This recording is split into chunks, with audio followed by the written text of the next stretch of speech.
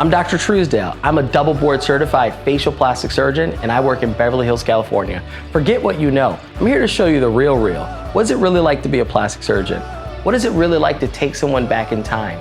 To make them look different, to make them look prettier, or just to give them a boost of confidence with a subtle enhancement. I perform anything in the face. I mean, I do it all. Hair surgery, facelifts, nose surgery, anything that you can think of to make a person's face or neck look different, that's my jam. I'm pulling back the curtain on my practice to show you the real people, the real procedures, and the real results. This is about real life journeys, inspiring transformations, and the power of feeling confident in your own skin. We'll explore everything from subtle enhancements to life-changing transformations. I'm gonna share my story, the stories of my patients who've entrusted me with their faces and their dreams. Almost no one knows how stressful my job is, but the moment when someone sees their new reflection, that's why I do this. Because changing someone's face can change their whole life. This is beyond the surface.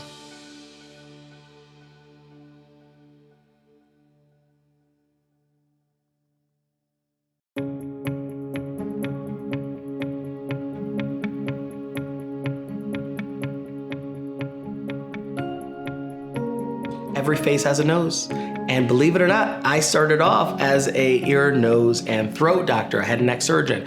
And facial plastic surgery is a subspecialty of head and neck surgery.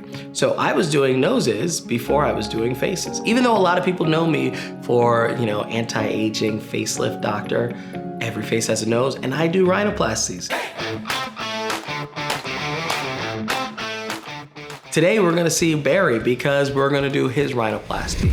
And believe it or not, rhinoplasties are more challenging than facelifts, at least to me, because every little detail, every little nuance, millimeters matter, and every single imperfection the patient will make you aware of and people can see. It also needs to be able to breathe, so that function really needs to be preserved. The other really important part about a nose is that it's artistic, you're shaping, right? But it has the huge opportunity to make someone look more attractive and really change their looks. So what I'm doing and focusing on with a facelift or anti-aging surgery is maintaining what they look like, taking them back in time. With a nose, it's really about making them look different. Now, the degree of difference that you do with the rhinoplasty changes how big they will look differently. So if I make a small change, they won't look that much different. If I make a big change, they will look like a different person, which is really not my goal for a lot of what I do.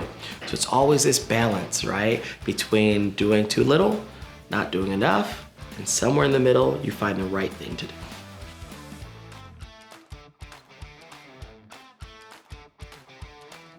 Hey Barry. Hi. Good to see you. Good to see you. You're the next patient. All right. I'm glad to see you. So let's talk about the plan. Okay. So my name is Barry Wolf, and I found out about Dr. Truesdale through my wife. She's had a few procedures and she's been super happy with it. And in the course of her having those procedures, I came up with her, of course, several times. She needed to be escorted here and taken home. And so through that, I got to know Dr. Truesdale myself, and I was just really impressed with him. He has a great bedside manner. He's very pleasant. He's very knowledgeable. All right, Barry, welcome back. How are you doing? I'm doing great. So I'm excited because we're gonna do your surgery here. Right. You've already kind of experienced, some of my work through your wife, but Right. Tell me, what are you interested in having done? Well, I'm gonna be getting my nose reduced, Yeah. and I'm gonna have the lower bleph done. Let's look together in the mirror. How long have you wanted to do your nose? I don't know. It's sort of gotten more intense lately since my wife had her plastic surgery, and made me think, this is a feasible thing for me. Yeah. Barry's wife has had surgery with me, and so usually the first person that I call as soon as I'm done with surgery is the spouse, the husband. I've called Barry. Barry's come to the office. He's seen me transform his wife, and so now it's his turn. I was having this problem with some neural problems, and he said, I have a background in that. I'm not practicing that anymore, but let me write out my observations and send it to your doctor. And so, I was super impressed. He went out of his way to do something like that for me that was, he didn't have to do, But anyway, I was just really I'm just really impressed with Dr. Truesdale. I think he's a great guy. Well, your wife looks so fantastic. Yeah. You've seen like, hey, listen, maybe I can, deal with some of my things. So let's look together. So if you're looking in the mirror, looking at your nose, what are the things that bother you about your nose? Well, I think it's just sort of bulbous right here. That's the main thing that bothers me, right? Okay. Yeah. Yeah. So we can make the tip a little bit smaller. How do you feel about the little hump that you have? Do you want to get that straightened? I think so. To lower it a little bit and maybe, blend it. Of course, Blend it you'll in be a bit? blending. Yeah, you'll Yep. be doing that. How do you feel about the width of your nose from side to side? I think it's a little bit on the wide side. Okay. Like, especially here, it seems to flare out a little bit more. Okay, we're going to deal with all of those things. And then turn your head towards me. We'll also straighten the nose a bit because it's kind of coming off a little to the left side. In fact, I remember it was not long ago where we went to China to adopt one of our children, and there's this Chinese lady who took us, and there were other families that were adopting as well, took us around and showed one thing that we did. We went to all these stops where the children had been abandoned.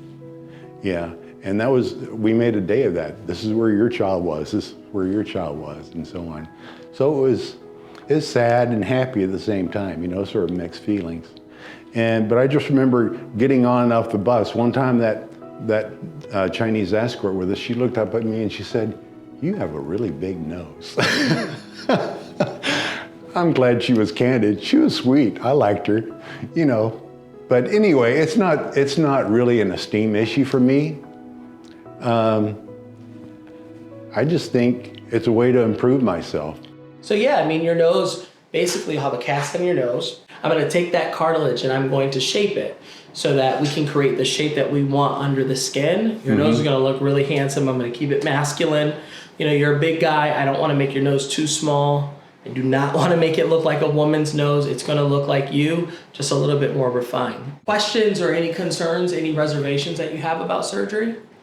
Well, one thing that's unique for me, and you've alluded to it a little bit, the fact there's the weakness on this side of the face. Yep. And you're aware of the fact that I have a condition called hemifacial spasm. Yes. Which I treat actually 4 times a year with Botox injection. Yep.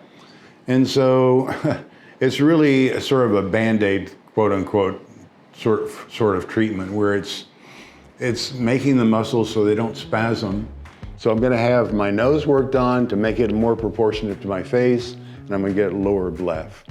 And I'm not looking just at my physical appearance. In fact, that's probably one of the lesser things that I'm concerned about. I'm really concerned more with making improvement to myself psychologically and being able to relate with people. And I know that this is a big decision for a lot of people to have plastic surgery. And for some people, it might be a matter of make or break for their self-esteem. For me, it's not that. It's just another way I can enhance my overall person and make me, a better person in a small way. We wouldn't do them at the same time as your eyes. Right. But it's something where if later we wanted to tighten this up, and do kind of a more lift, and then an asymmetric lip lift to bring up some tone, we could do that, and you wouldn't have to wrestle with your face as much. Because your eyelid is weak, because that Botox weakens it, basically what happens is the tears can't get pumped around the eye, so it dries out. Right. So part of when I tighten up the lid, so it's going to be a little bit tighter like this, the overall eyelid will be able to function better. The tears will be able to, so you won't have as much dry eye. So we're killing 2 birds with 1 stone. Yeah. With So it's eyes. more than just cosmetic. It's not just cosmetic. It's mostly actually reconstruction from that perspective. You will look better, but I'm trying to balance both. I want you to look and feel better. So Barry has hemifacial spasm. And so one side of his face twitches, right? And what he gets to compensate for that is some Botox. Botox weakens those muscles and keeps them from spasming. While Botox weakening the muscle also weakens the lid muscle. And so when I was doing Barry's surgery, I knew I had my work cut out for me. And because 1, he had the bags and he had the extra skin. But his lid was also kind of weak. And so when I did his surgery, I knew I needed to be ultra conservative with removing skin, and I also need to tack up the lid. Because if I didn't, he would have something called ectropion, which is when the eyelid can pull down, right? We don't want that. But unfortunately, after his initial surgery, his nose looks great, his eyelids look great. There's a little lag that was happening. Take a look at this photo. So I knew that I needed to actually correct this because of the residual weakness that he has from his eyelid, just having the issue with the spasm and the Botox. Even with me being conservative, it was still a little too loose. Now, I made a judgment call during surgery not to tighten it because the surgery needed to tighten that lid has consequences. You basically have to create a new lid, right? A new foundation for where the lid attaches. If you do too much, patient looks like a different ethnicity. You do too little or bring it down, patient looks sad and looks deformed. And so I wanted to stage this. Barry came back, had a little bit of show, which I knew was a risk. So we did a little procedure, 30, 45 minutes, just to correct that, to tighten that up, called a lateral tarsal strip. This is kind of an advanced technique, right? So I'm taking the cartilage and basically the tarsus and the sling that attaches to the bone of the orbit, and I'm shortening it. And I'm shortening it, not too much, not too little, but also putting it where it needs to be. So that was the second little touch-up procedure that I performed for Barry. Now he's looking great.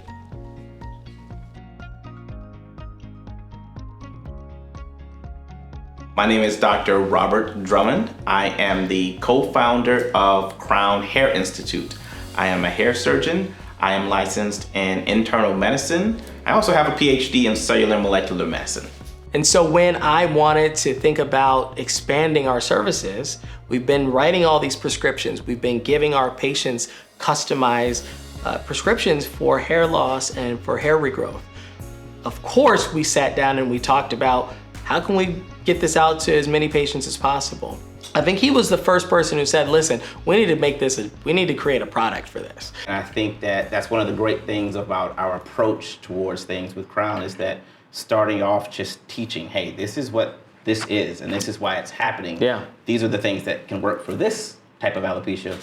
These are the things that won't work. This is what you need for this. Right. Something as simple as that and laying it out, it just made such a big And then difference. people just don't even know what the options are, like in terms of like the medication that we're developing. Right. So, you know, these medications work and they're not just oils and hocus pocus. Yeah. I'm really excited to start getting that out to people to really see. I know we've been working on, you know, the design. I know we've put a lot of energy into like the ingredients and you know, we have the male and the female version. So I'm really excited to kind of start launching that because people have been asking, like, where can I get this? Well, you know, the thing is, because it's a real medication and it's a real prescription medication, you know, right now it's really kind of only available in certain states. And so my goal is to expand this to everyone. And that's what I'm working on behind the scenes. Yeah, we got to get that, man.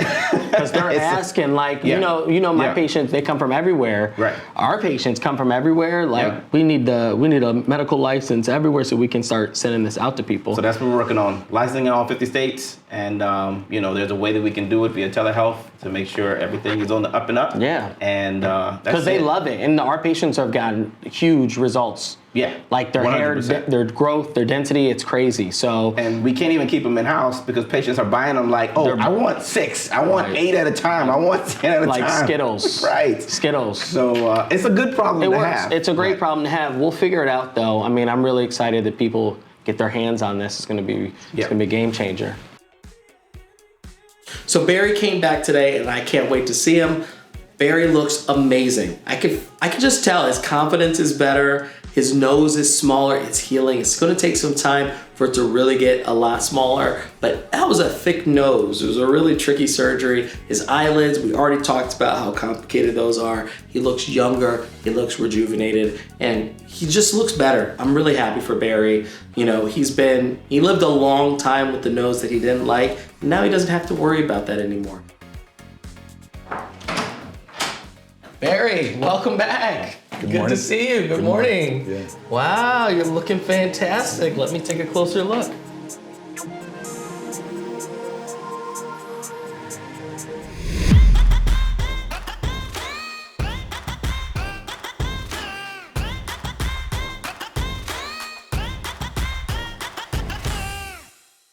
Barry, good to see you. Good to see you too. How are you feeling? How are you doing? I'm feeling great. Awesome. Well, I mean, you look fantastic. Your eyes have really starting to settle out. Your nose, smaller. It's really starting to kind of shrink wrap to the frame. Yeah. Any issues breathing? No, breathing's It's good. beautiful. I mean, what do you think about your nose?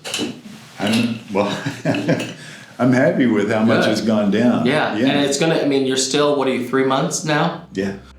After the procedure and after some healing, there was still quite a bit of pulling down where you could see the redness here.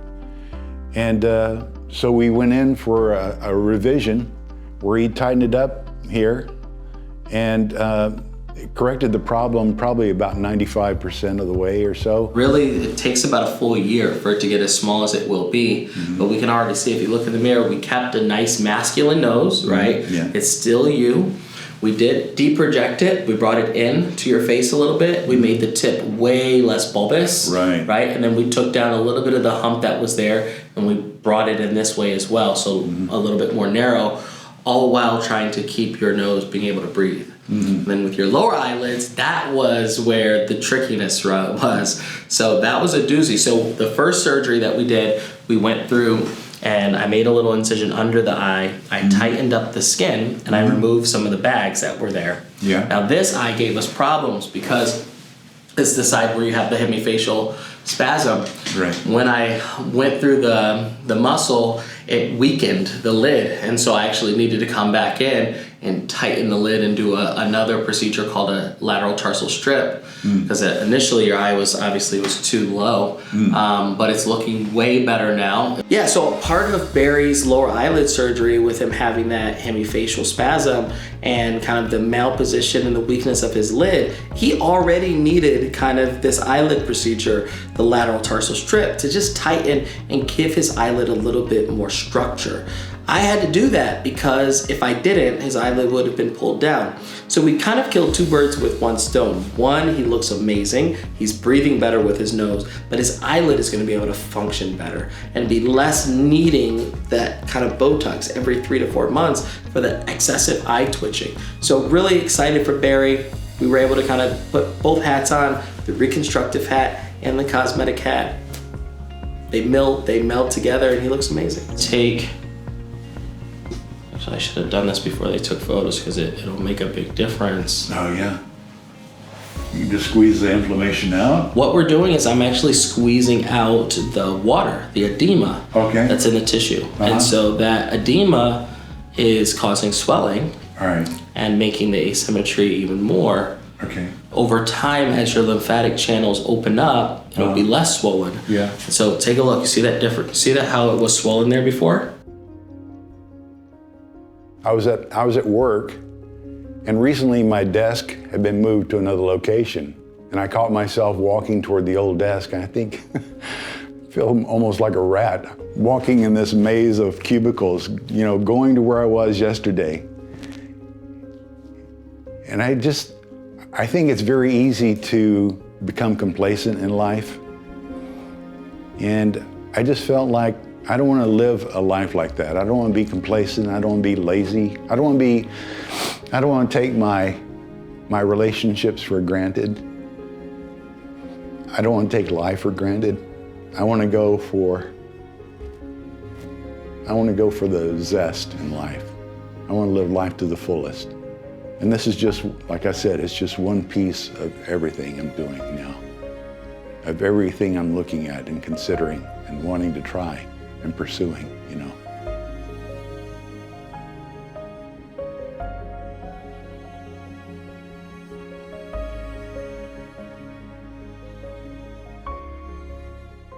On the next episode of Beyond the Surface. Imagine if you were a plastic surgeon and your mom is seeing you do all these before and afters. She's gonna ask you about plastic surgery. Maybe something, we gotta make sure you really are serious. I'm serious, yeah. Yeah, I'm serious. I'm 99.99